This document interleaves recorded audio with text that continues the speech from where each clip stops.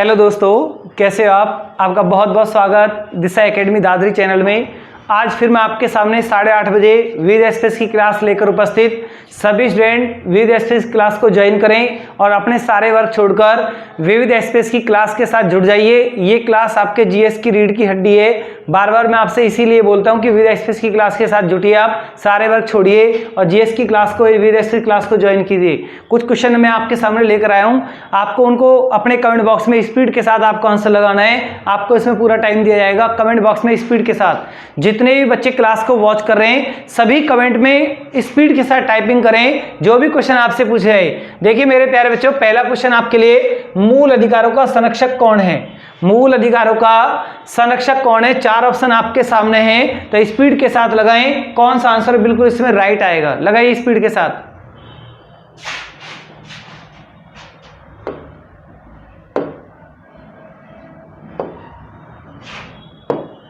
लगाइए कौन सा आंसर आएगा। बहुत बच्चों ने बिल्कुल सही लगाया है लेकिन गलत भी लगाया है।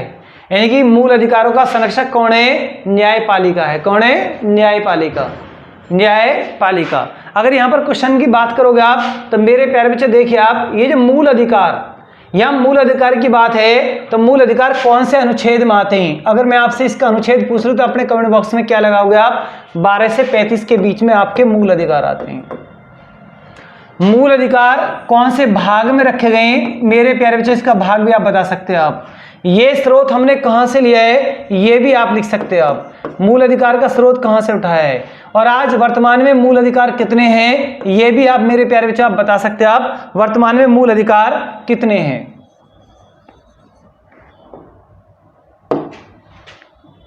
वर्तमान में मूल अधिकार कितने हैं ये भी आप बताइए। आप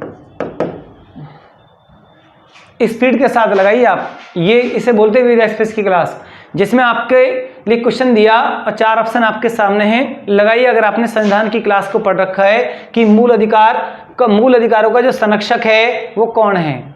न्यायपालिका। नेक्स्ट देखिए मेरे प्यारे बच्चों, नेक्स्ट क्वेश्चन आपके लिए, सौर परिवार से संबंधित नहीं है। ये क्वेश्चन है आपके सामने और आराम से लगाइए आप कि सौर परिवार से संबंधित नहीं है। क्षुद्र ग्रह, धूमकेतु ग्रह या नेबुला निहारिका। तो इन 4 ऑप्शन में स्पीड के साथ लगाएं कौन सा ऑप्शन बिल्कुल आपका राइट आएगा। मेरे प्यारे बच्चों देख कर लगाएं स्पीड के साथ।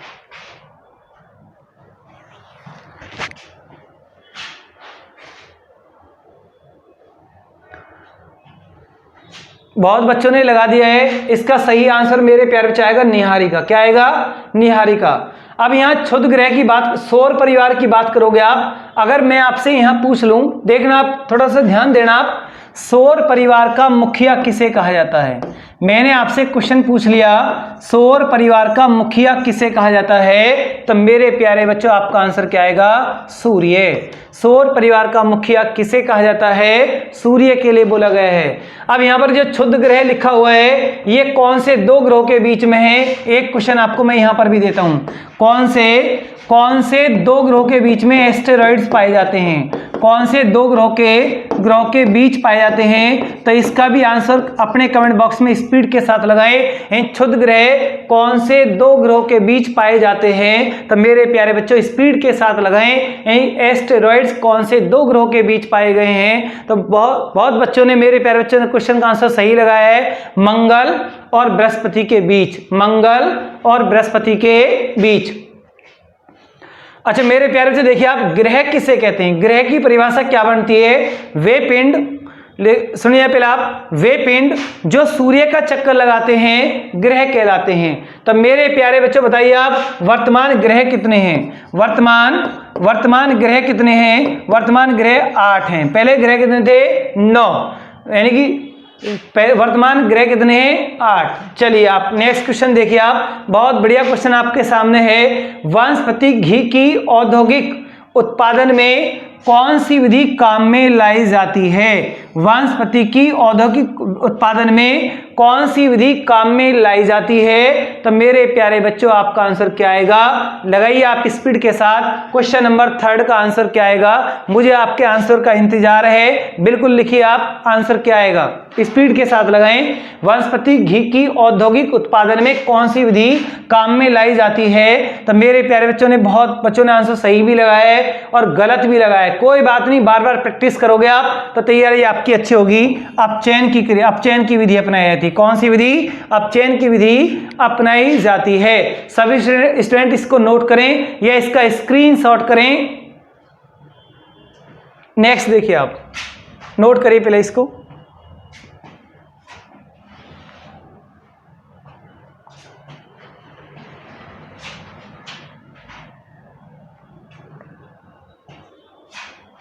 ठीक है, चलिए आप नेक्स्ट क्वेश्चन देखिए आप।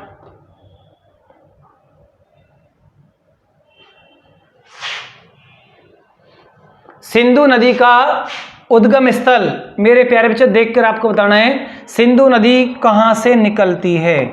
सिंधु नदी कहां से निकलती है? सिंधु नदी कहां से निकलती है? सिंधु नदी कहां से निकलती है? हिंदू कुश से निकलती है या हिमालय से निकलती है या काराकोरम से निकलती है या कैलाश पर्वत से निकलती है? तो देखकर बताइए आप सिंधु नदी कहां से आती है। कितना बढ़िया क्वेश्चन आपके सामने, वेरी वेरी इंपॉर्टेंट क्वेश्चन है। बताइए सिंधु नदी कहां से निकलती है? तो बहुत मेरे प्यारे बच्चों ने स्पीड टाइपिंग इतनी स्पीड से की है कि बिल्कुल क्वेश्चन का आंसर बिल्कुल सही बताया है। कैलाश पर्वत से निकलती है। कहां से? कैलाश पर्वत मानसरोवर झील, कैलाश पर्वत मानसरोवर झील से निकलती है। मानसरोवर झील से निकलती है। मानसरोवर झील से निकलती है। और इसमें देखिए आप, सिंधु नदी मानसरोवर झील से निकलती है। 2 नदी और हैं भारत में, 2 नदी और हैं जो मानसरोवर झील से आती हैं। वो 2 नदी कौन कौन सी हैं? मेरे प्यारे बच्चों अपने कमेंट बॉक्स में बताएं स्पीड के साथ। सिंधु नदी है और 2 नदी और हैं जो यहीं से आती हैं, मानसरोवर झील से आती हैं। उन 2 नदियों के नाम क्या है? यहीं सतलज और ब्रह्मपुत्र। मेरे प्यारे बच्चों लिख सकते हैं आप, सतलज, ब्रह्मपुत्र और सिंधु तीनों नदियां कहां से आती हैं? मानसरोवर झील से आती हैं। तीनों नदियां कहां से आती हैं? मानसरोवर झील से आती हैं। सभी स्टूडेंट इसे नोट करें या इसका स्क्रीनशॉट करें, तीनों पॉइंटों को लिखें। जिन बच्चों ने प्रॉपर तरीका से इंडिया ज्योग्राफी की क्लास को नहीं कर रखा है तो उन्हें यहां पर थोड़ी सी प्रैक्टिस में विद एक्सप्रेस की क्लास में प्रॉब्लम आ सकती है। फिर भी कोशिश करता हूं जितना टाइम है उसके अकॉर्डिंग आपको बता दिया जाए। नहीं पूरे कंटेंट इस तरह से ऑब्जेक्टिव क्वेश्चन में नहीं हो पाते हैं, उस कंटेंट के लिए आपको प्रॉपर टॉपिक पढ़ना होता है। क्लियर? देखिए मेरे प्यारे बच्चों नेक्स्ट बढ़िया क्वेश्चन आपके सामने। कितना बढ़िया क्वेश्चन। आपको सिर्फ उस क्वेश्चन पे ध्यान देना जो क्वेश्चन चल रहा है, नीचे के क्वेश्चन आपको वो भी नहीं पढ़ने, फिर आपका माइंड डाइवर्ट होगा, समझ में नहीं आएगा। पहला क्वेश्चन, यहां क्वेश्चन देखिए आप, कांग्रेस समाजवादी समाजवादी दल का प्रमुख नेता कौन है? इन 4 में अपने ऑप्शन में लगाइए आप स्पीड के साथ, कौन सा ऑप्शन बिल्कुल इसमें राइट है। कांग्रेस समाजवादी का दल का प्रमुख नेता कौन है? स्पीड के साथ लगाएं। बहुत मेरे प्यारे बच्चों ने जिन्हें इंडिया ज्योग्राफी को बहुत अच्छे से पढ़ रखा है उन्होंने, मेरे प्यारे बच्चों ने बिल्कुल क्वेश्चन का आंसर सही लगा दिया है। बहुत स्पीड के साथ टाइपिंग चल रही है, बिल्कुल क्लास के साथ बने रहिए, क्लास के साथ लास्ट तक बने रहिए। बहुत अच्छे अच्छे क्वेश्चन आपके सामने आएंगे, क्वेश्चन भी आएंगे जहां कुछ बताने की बात है तो मैं साथ के साथ यहां पर लिखूंगा अभी आपके लिए। क्लियर? क्वेश्चन आप एक मत समझो, आप इसमें कई क्वेश्चन आपके सामने आ सकते हैं। कांग्रेस समाजवादी पार्टी के दल का प्रमुख नेता यहां पर कौन है? आचार्य नरेंद्र देव।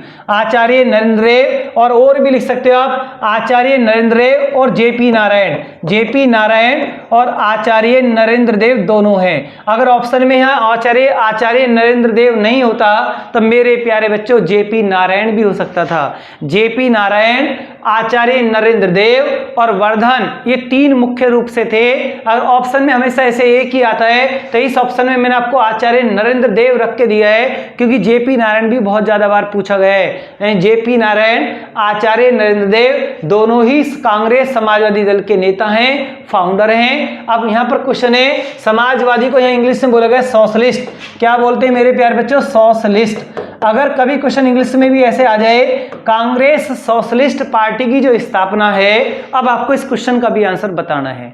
मैंने आपसे पूछा कितनी बार विविध एक्सप्रेस की क्लास में मैंने आपको कई बार एक क्वेश्चन लिखवा भी दिया है, तो स्पीड के साथ टाइपिंग करें। कांग्रेस सोशलिस्ट पार्टी की जो स्थापना है वो कौन सी सन में है?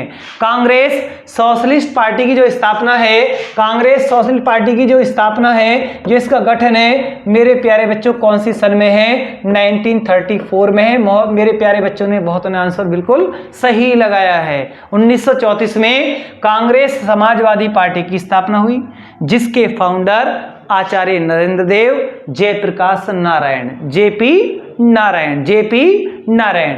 नेक्स्ट क्वेश्चन देखिए आप, जो जीव अपना भोजन स्वयं तैयार कर लेते हैं, यहां पर आपके 4 ऑप्शन है, उन्हें क्या कहते हैं? देखो 4 ऑप्शन है, परजीवी उपभोक्ता, स्वयंपोषी, उत्पादक या उपभोक्ता, यानी कि चौथा ऑप्शन आपका उपभोक्ता है। तो मेरे प्यारे बच्चों देखकर बताइए कौन सा ऑप्शन इसमें राइट है। क्वेश्चन आपसे ये पूछा रहा है नंबर 6।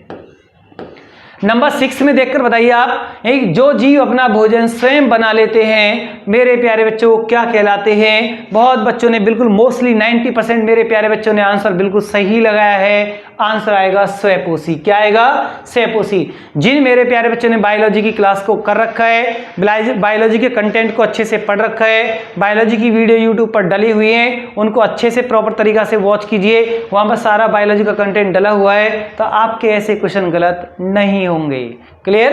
तो मेरे प्यारे बच्चों नेक्स्ट क्वेश्चन पर चलते हैं। आप नेक्स्ट क्वेश्चन देखिए आप,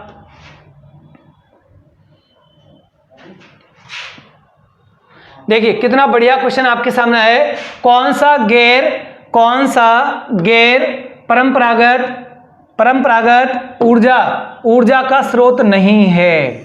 कौन सा गैर परंपरागत ऊर्जा का स्रोत नहीं है? मेरे प्यारे बच्चों आपसे क्वेश्चन ये पूछा गया है और ऐसा क्वेश्चन एग्जाम में बहुत बार आता है। तो बताइए गैर परंपरागत, जो परंपरागत ऊर्जा होती है वो आप देख रहे हो कौन कौन सी, आपको बिल्कुल डिफरेंट दिखाई पड़ रहा होगा कि परंपरागत गैर परंपरागत में इसमें कौन सी आती है। यानी गैर परंपरागत ऊर्जा का स्रोत नहीं है, यानी मेरे प्यारे बच्चों क्या आएगा? कोयला आएगा। क्या आएगा? कोयला। क्लियर? कोयला भारत में, चलो यहां पर कोयला का एक क्वेश्चन और देख सकते हैं आप। कोयला का भारत में क्षेत्र कौन सा है? भारत में क्षेत्र कौन सा है? कौन से क्षेत्र से कोयला सबसे ज्यादा निकलता है? मेरे प्यारे बच्चे सिर्फ एक ही क्वेश्चन का आंसर बताइए आप। कोयला भारत के कौन से क्षेत्र से निकलता है? कौन से क्षेत्र से कोयले के भंडार उत्पादन सबसे ज्यादा है? गोंडवाना क्षेत्र। कौन सा क्षेत्र? गोंडवाना क्षेत्र। पूरा कोयला टॉपिक पढ़ने के लिए इसलिए मैं बार बार बोलता हूँ, कोयला टॉपिक जैसे कोयला का टॉपिक है या आप लोहा, मैग्नीज कुछ भी आप पढ़ोगे आप, तो उसके लिए आपको प्रॉपर तरीका से क्लास करनी होती है, तब ये चीज तैयार होती है। और ये देखो सामने सब कुछ क्वेश्चन होता है, बट इनको याद करने का तरीका सिर्फ अपना बेस अच्छा करना होता है। बेस अच्छा है तो कहीं भी आपको कहीं प्रॉब्लम नहीं आएगी, परीक्षा पास हो जाती है। अब ये टेस्ट ही चल रहा है एक तरीका से, अगर आप यहाँ पर मार्क कर रहे हो तो समझो कि आपका बेस कमजोर है। क्लियर? तो मेरे प्यारे बच्चों देखिए आप नेक्स्ट एक क्वेश्चन, कितना बढ़िया क्वेश्चन है। इंडिया हाउस बताइए कहां पर है? स्पीड के साथ लगाएं, स्पीड के साथ क्वेश्चन का आंसर लगाएं। जो क्वेश्चन जब आपसे पूछा जाए, जब मैं बोलूं तभी आप उसका आंसर लगाएं। पहले स्पीड से क्वेश्चन आपको दिख रहा है तो उसका आंसर ऐसे नहीं लगाएं बिल्कुल भी। जब पूछा जाए तभी स्पीड के साथ टाइपिंग करें। क्लियर? तो मेरे प्यारे बच्चे देखिए इंडिया हाउस कहां पर है? तो बहुत मेरे प्यारे बच्चे नई दिल्ली भी लगा रहे हैं, आपको लगाना है लंदन। इंडिया हाउस के संस्थापक कौन है? इंडिया हाउस के संस्थापक कौन है? अपने कमेंट बॉक्स में स्पीड के साथ लगाएं, इंडिया हाउस फाउंडर कौन है? इंडिया हाउस के संस्थापक कौन है? मेरे प्यारे बच्चों स्पीड के साथ लगाएं, श्यामाजी कृष्ण वर्मा। लिखिए मेरे प्यारे बच्चों,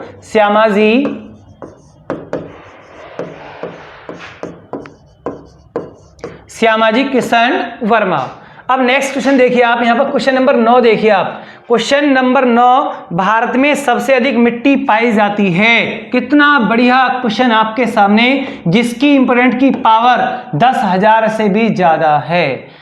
भारत में सबसे अधिक मिट्टी कौन सी पाई जाती है? 4 ऑप्शन आपके सामने हैं, लेटराइट मिट्टी, काली मिट्टी, कछारी मिट्टी, दलदली मिट्टी। जिस मेरे प्यारे बच्चे ने भारत की मिट्टी का टॉपिक बहुत अच्छे तरीका से पढ़ रखा है, उसे ऐसे क्वेश्चन को बताने में कोई परहेज नहीं होना चाहिए। क्लियर? और ये मिट्टी पूछी है, एग्जाम आपसे कोई और मिट्टी भी पूछ सकता है, तो जिसने टॉपिक को बेस अच्छे से बना रखा है, उसका ऐसा मिट्टी का क्वेश्चन गलत होगा ही नहीं।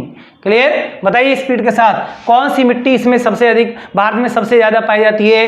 कौन सा आपका आंसर बिल्कुल राइट है? बहुत बच्चे बिल्कुल गलत लगा रहे हैं, बहुत गलत लगा रहे हैं, सही भी लगा रहे हैं, लेकिन गलत की संख्या इसमें ज्यादा है। मेरे प्यारे बच्चों, सबसे ज्यादा कछारी मिट्टी है। कौन सी मिट्टी? कछारी मिट्टी।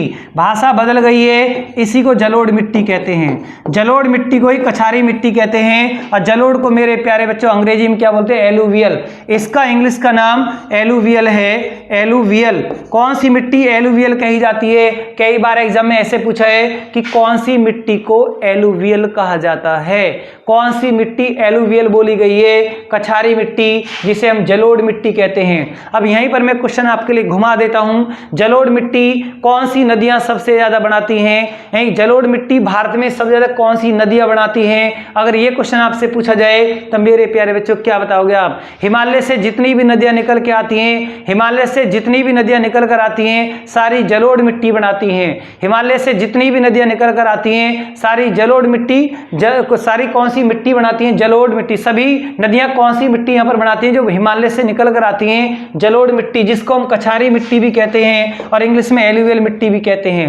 अब एक क्वेश्चन यहां पर जब मैंने पूछ लिया है, तो मेरे प्यारे बच्चों काली मिट्टी का दूसरा नाम बताइए आप। काली मिट्टी का दूसरा नाम क्या है? मेरे प्यारे बच्चों अपने कमेंट बॉक्स में स्पीड के साथ लगाएं, काली मिट्टी का दूसरा नाम क्या है? अगर काली मिट्टी का दूसरा नाम आपको नहीं पता है, तो फिर अपना लॉजिक सीधा यही है कि आपका बेस मिट्टी के टॉपिक पर बहुत कमजोर है। क्लियर? काली मिट्टी का दूसरा नाम रेगर मिट्टी है। रेगर मिट्टी है। और काली मिट्टी आपकी गुजरात और महाराष्ट्र में सबसे ज्यादा होती है। गुजरात, महाराष्ट्र, आंध्रा में इनमें काली मिट्टी पाई जाती है। और कपास की खेती सबसे ज्यादा कौन सी मिट्टी में होती है? यानी कपास की खेती सबसे कौन सी मिट्टी में होती है? काली मिट्टी में होती है। लिखिए आप मेरे प्यारे बच्चे, सभी नोट करें इसको। ये पॉइंट मैंने लिखे, इन पॉइंटों को आप देखिए, आप नोट कीजिए, इनका स्क्रीनशॉट कीजिए और नेक्स्ट क्वेश्चन की तरफ चलिए। आप लिखिए।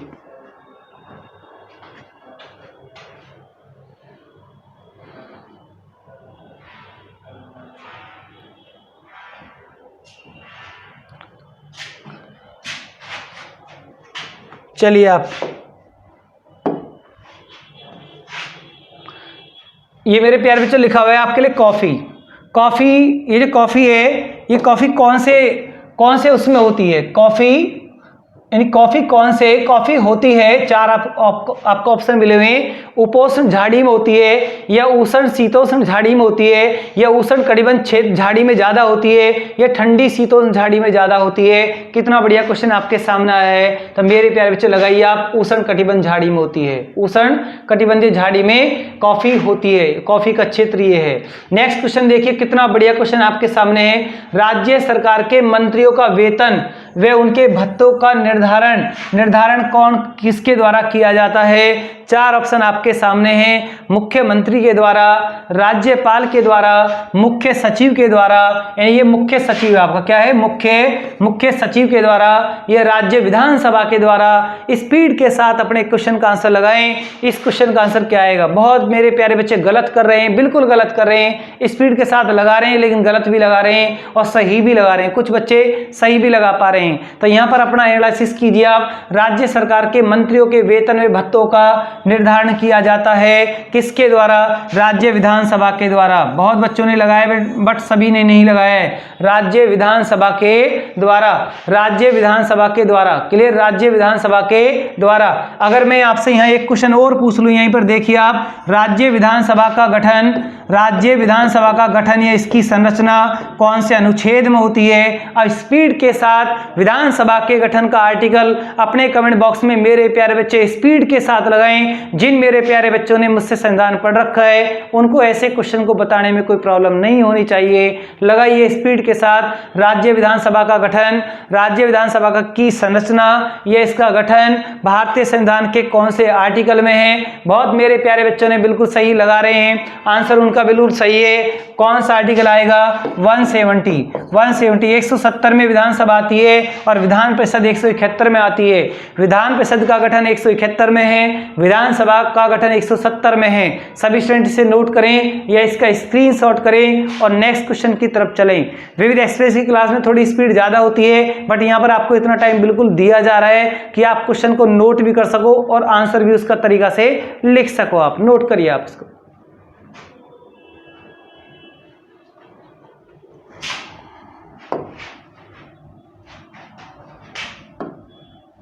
चलिए नेक्स्ट क्वेश्चन आपके लिए।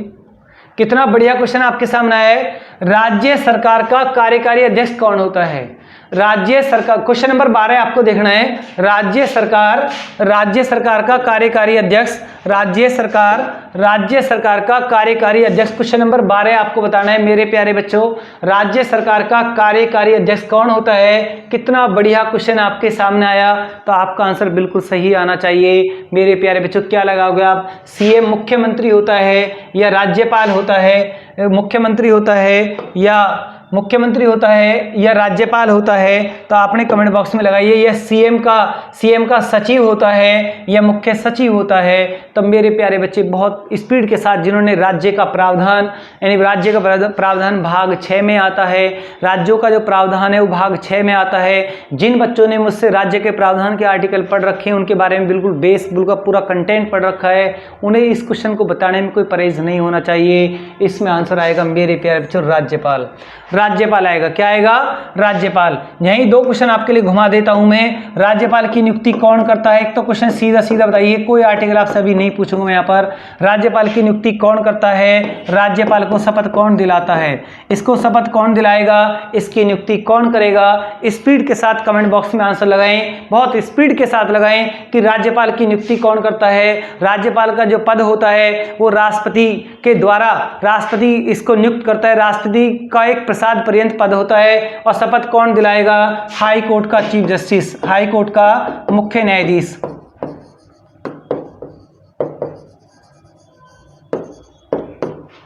नियुक्ति राज्यपाल की नियुक्ति कौन करता है?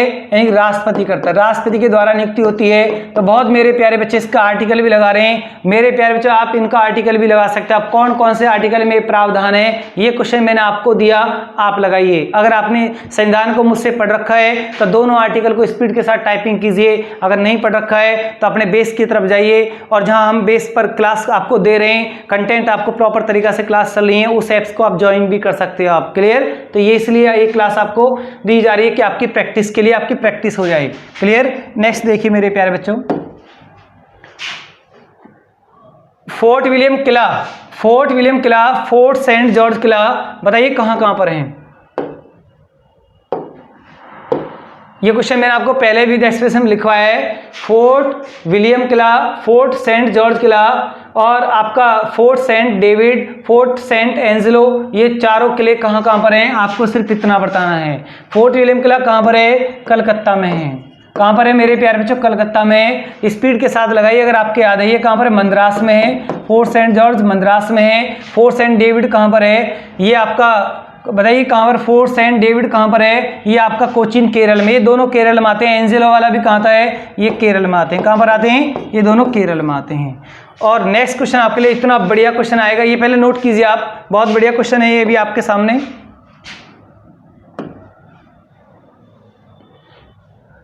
ये क्वेश्चन देखिए आप, कितना बढ़िया क्वेश्चन आपके सामने आया है और एग्जाम में बार बार घूमते हैं ऐसे क्वेश्चन। मेरे प्यारे बच्चे, ये टीपू सुल्तान की जो मृत्यु हुई है वो कौन सी सन में हुई है? 4 सन मैंने आपके सामने लिखी है। तो बताइए जिन्होंने इतिहास, टीपू सुल्तान, मैसूर वाला टॉपिक, मैसूर राज्य मुझसे पढ़ रखा है, एक एक पॉइंट पढ़ रखा है, उनके रजिस्टर में सब नोट है, उन बच्चों को ऐसे क्वेश्चन को बताने में कोई परहेज नहीं होगा। वो मेरे प्यारे बच्चे इस क्वेश्चन का आंसर बहुत स्पीड के साथ लगा सकते हैं, क्योंकि वो दिल्ली पुलिस के लिए ऑलरेडी पहले से ही तैयार हैं। और जो बच्चे अभी बिगिनर है, फॉर्म भर रखा है और सब सब्जेक्ट प्रॉपर तरीका से नहीं पढ़े, बड़ी प्रॉब्लम आ रही है कोरोना जैसी महामारी में, ऑफलाइन क्लासेस भी नहीं हो पा रही हैं, तो मेरे प्यारे बच्चे उन बच्चों को यहाँ प्रॉब्लम आ सकती है, क्योंकि उन्हें यानी कि दिल्ली पुलिस का जो ऐप है उसकी तरफ आपको प्रॉपर जो टॉपिक ऑर्डर में चल रहा है उस ऐप को आपको ज्वाइन करना पड़ेगा। ये प्रैक्टिस, विविध एक्सप्रेस की क्लास प्रैक्टिस के लिए है, आप इसमें प्रैक्टिस कीजिए, इसीलिए मैं आपके सामने प्रैक्टिस लेकर आता हूं, जिससे कि आपका मोरल हाई रहे और कम समय में आप क्वेश्चन का आंसर लगा सको आप। क्लियर? तो टीपू सुल्तान की मृत्यु, बहुत बच्चों ने स्पीड के साथ बिल्कुल आंसर सही लगा रहे हैं, 1799, गलत भी लगा है। 1799 में कौन सा आंग्ल मैसूर युद्ध, अगर मैं यहां पर जोड़ दूं क्वेश्चन,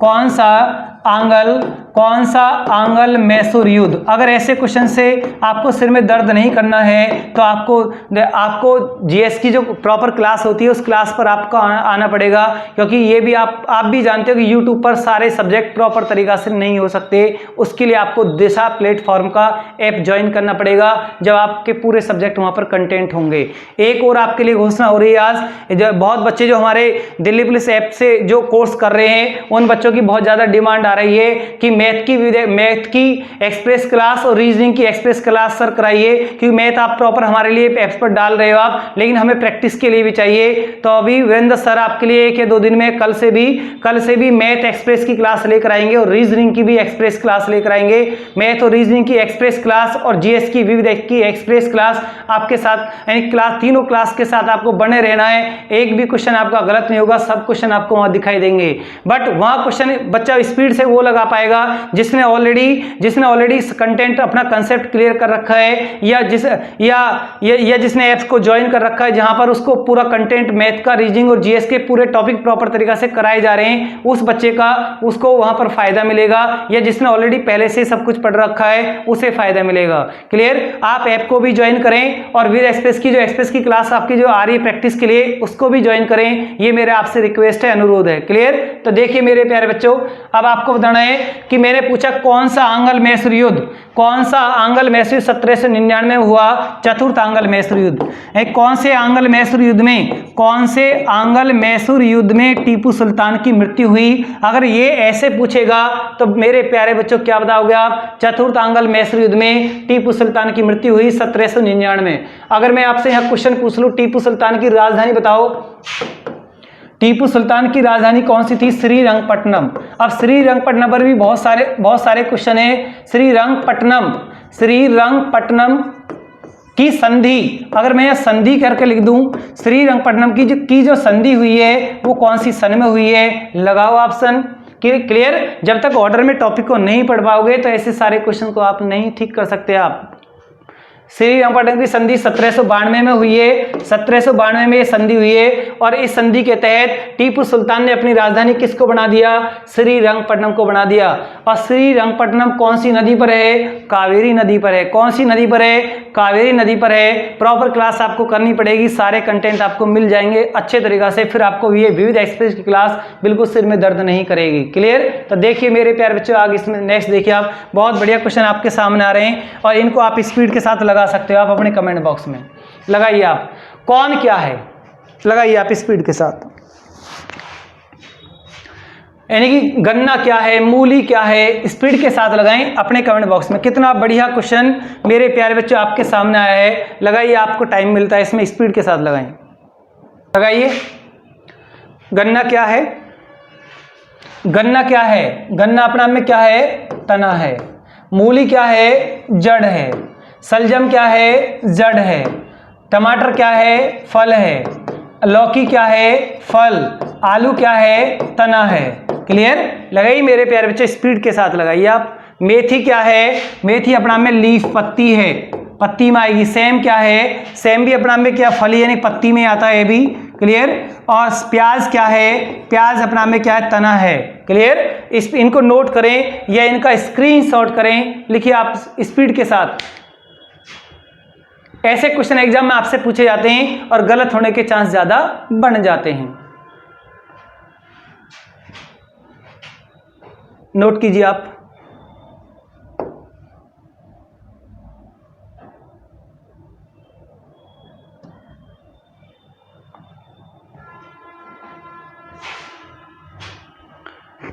देखिए आप नेक्स्ट, मेरे प्यारे बच्चों आपने नोट कर लिया होगा इसको, इतना टाइम मैंने आपको दे दिया है, ये सीधा पॉइंट आपको लिखना था यहाँ पे। अब नेक्स्ट देखिए आप, और भी आपके बचे हुए हैं, जैसे यहाँ पर कटहल आया है आपका, कटहल क्या है, लगाइए स्पीड के साथ, आपको और भी प्रैक्टिस मिल रही है। देखिए आप, यही कटहल अपने नाम में क्या है, लहसुन क्या है, हल्दी क्या है, अदरक क्या है, लगाओ मेरे प्यारे बच्चों स्पीड के साथ, क्या आंसर आपका आएगा। यही कटहल अपने नाम में क्या है, फल है। लहसुन क्या है, लहसुन अपने नाम में क्या है, हल्दी क्या है, लहसुन भी अपने नाम में जड़ है, और हल्दी और अदरक दोनों अपने नाम में क्या है, तना है। लगा सकते हो स्पीड के साथ।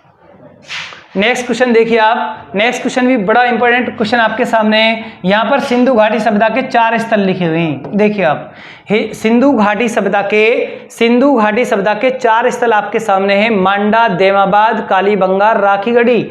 मांडा, देमाबाद, कालीबंगा, राखीगढ़ी। तो मेरे प्यारे बच्चों आप इनके राज्य लिख दो, ये कहाँ कहाँ पर इनकी पोजीशन है, आपको इनकी पोजीशन स्थिति लिखनी है, ये कहाँ पर स्थित हैं, आपको इनकी पोजीशन लिखनी है, ये कहाँ पर स्थित हैं, ये कहाँ पर स्थित हैं, आप लिखिए इनके सामने स्पीड के साथ, कमेंट बॉक्स में लगाइए आप इनका स्पीड के साथ। मांडा कहाँ पर है, J&K में है, बहुत मेरे प्यारे बच्चों ने लगा दिया स्पीड के साथ। देमाबाद कहाँ पर है, महाराष्ट्र में है, कहाँ पर है, महाराष्ट्र में है। कालीबंगा कहाँ पर है, आपका राजस्थान में है, सॉरी राजस्थान।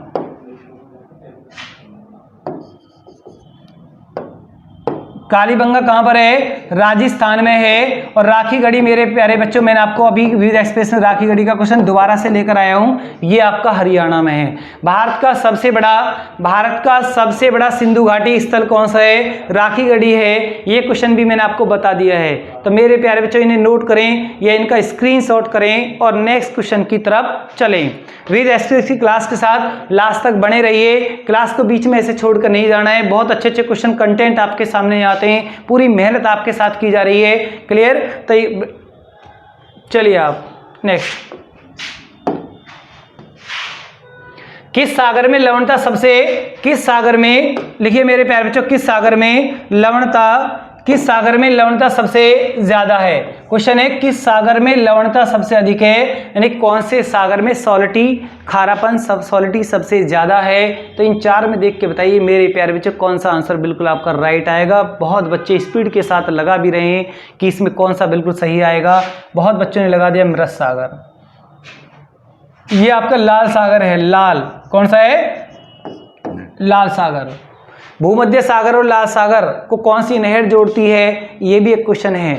स्वेज नहर से कौन से 2 सागर जुड़ जाते हैं, स्वेज नहर से कौन से 2 सागर जुड़ जाते हैं, भूमध्य सागर और लाल सागर जुड़ जाते हैं। तो सागवान वन कौन से राज्य में पाए जाते हैं, सीधा क्वेश्चन आपसे पूछ लिया है। सागवान के जो वन हैं भारत के कौन से राज्य में सबसे ज्यादा पाए जाते हैं। तो मेरे प्यारे बच्चों स्पीड के साथ लगाइए आप, सागवान के वन भारत के कौन से राज्य में सबसे ज्यादा पाए जाते हैं। भारत का वो कौन सा राज्य है जहां पर सागवान के वन सबसे ज्यादा हैं। बहुत बच्चों ने स्पीड के साथ लगा भी दिया है और सही भी लगाया है और गलत भी लगाया है। मेरे प्यारे बच्चों मध्य प्रदेश आपको लगाना है, मध्य प्रदेश आपको लगाना है। कितना एक बढ़िया साइंस का क्वेश्चन आपके सामने।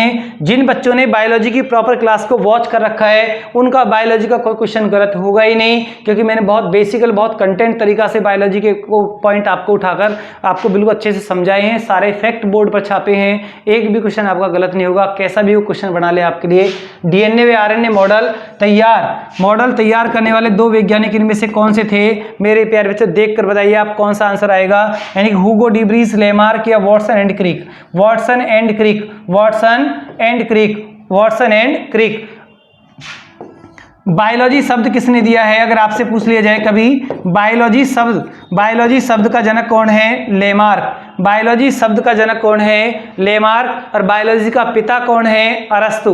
बायोलॉजी का पिता कौन है? अरस्तु है। बायोलॉजी वर्ड किसने दिया है? लेमार्क। हुगो डी व्रीस, इसके बारे में मेरे प्यारे बच्चों देख लो आप। हुगो डी व्रीस, बहुत सदाबहार क्वेश्चन इसके लिए आता है। उत्परिवर्तन का सिद्धांत देने वाला वैज्ञानिक कौन था? उत्परिवर्तन का सिद्धांत देने वाला वैज्ञानिक कौन था? Hugo de Vries. और उत्परिवर्तन सिद्धांत को इंग्लिश में मेरे प्यारे बच्चे बोलते हैं म्यूटेशन थ्योरी। म्यूटेशन थ्योरी इसको इंग्लिश में बोलते हैं। म्यूटेशन थ्योरी इसको इंग्लिश में बोलते हैं म्यूटेशन थ्योरी। सभी स्टूडेंट इसे नोट करें या इसका स्क्रीनशॉट करें और नेक्स्ट क्वेश्चन की तरफ चलें।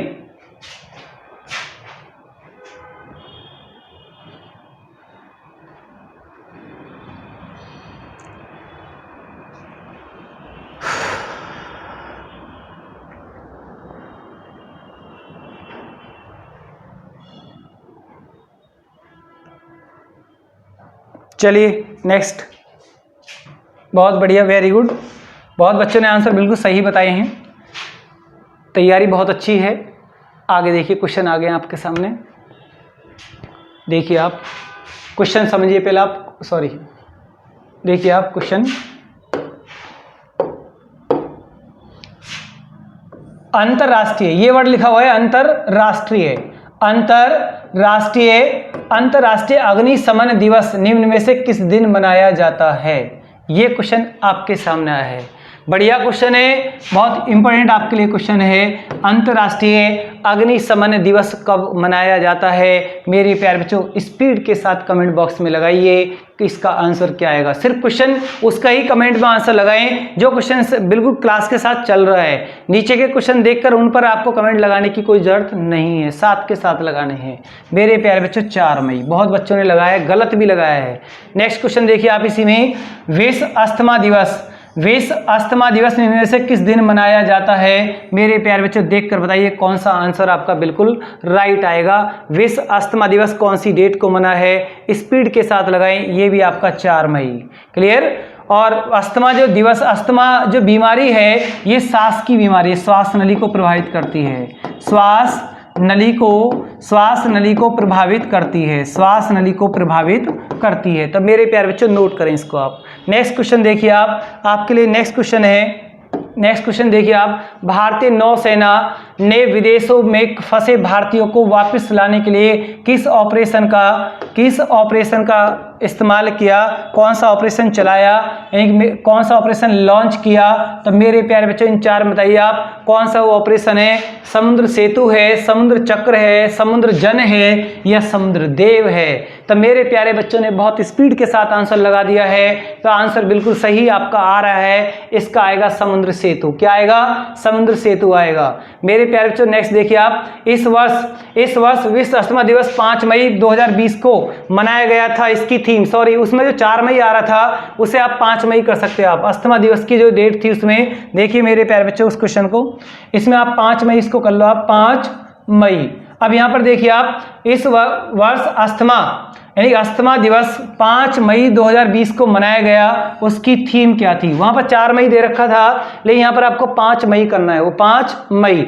यहां पर देखिए आप, इस वर्ष विश्व अस्थमा दिवस जो 5 मई 2020 को मनाया गया था उसकी थीम क्या थी? 4 ऑप्शन आपके सामने हैं। Enough asthma death, safe from asthma, fight against asthma या अस्थमा फ्री वर्ल्ड।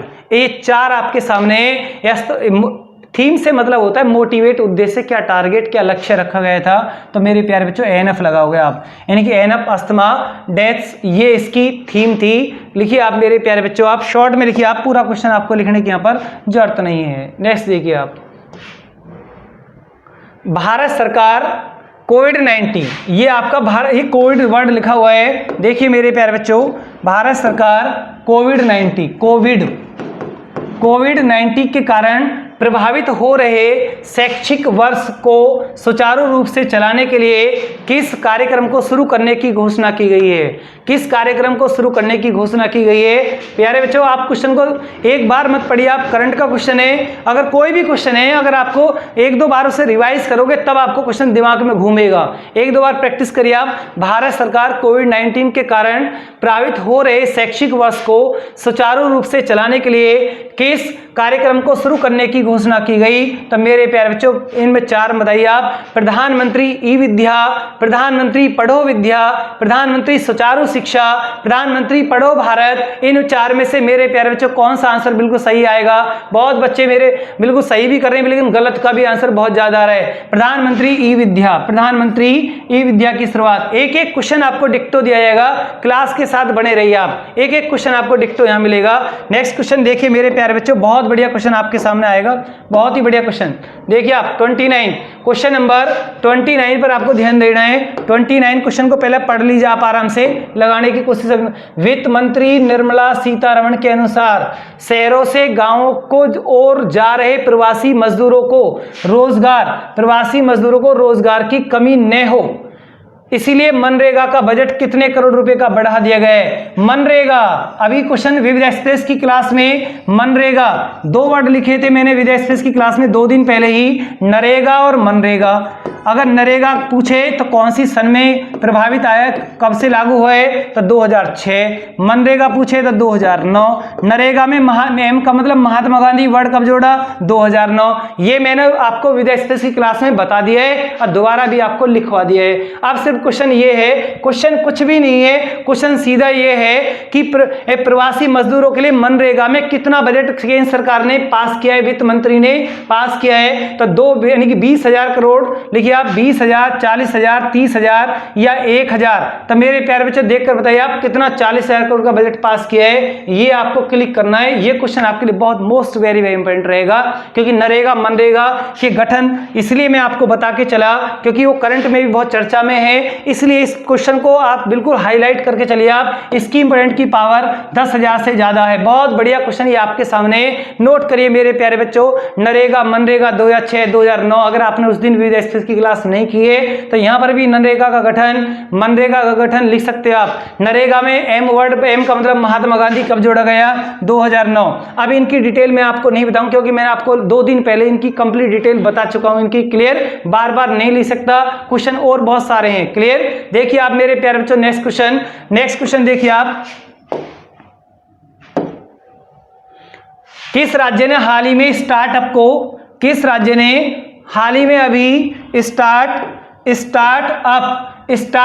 को बढ़ावा देने के लिए साइबर स्पेस एक्सेलेरेटर लॉन्च किया है। तो भारत का वो कौन सा राज्य है जिसने स्टार्टअप को बढ़ावा देने के लिए स्टार्टअप को यानी कि उद्योग में, स्टार्टअप का संबंध उद्योग से है, व्यापार से है। स्टार्टअप को बढ़ावा देने के लिए साइबर स्पेस एक्सेलेरेटर लॉन्च किया है। तो कौन सा वो राज्य आएगा, तमिलनाडु, तो कर्नाटक, पंजाब, उत्तर प्रदेश। तो मेरे प्यारे बच्चे स्पीड के साथ लगाएं, कौन सा आंसर बिल्कुल आपका राइट आएगा, कर्नाटक। बहुत सारे बच्चे गलत भी कर रहे हैं और सही भी कर रहे हैं। ये आपकी विविध एक्सप्रेस की क्लास थी। अगर आपको आज की विविध एक्सप्रेस की क्लास पसंद आई है तो मेरे प्यारे बच्चों आप मेरे इस चैनल को लाइक कर सकते हो, शेयर कर सकते हो आप। धन्यवाद, गुड नाइट।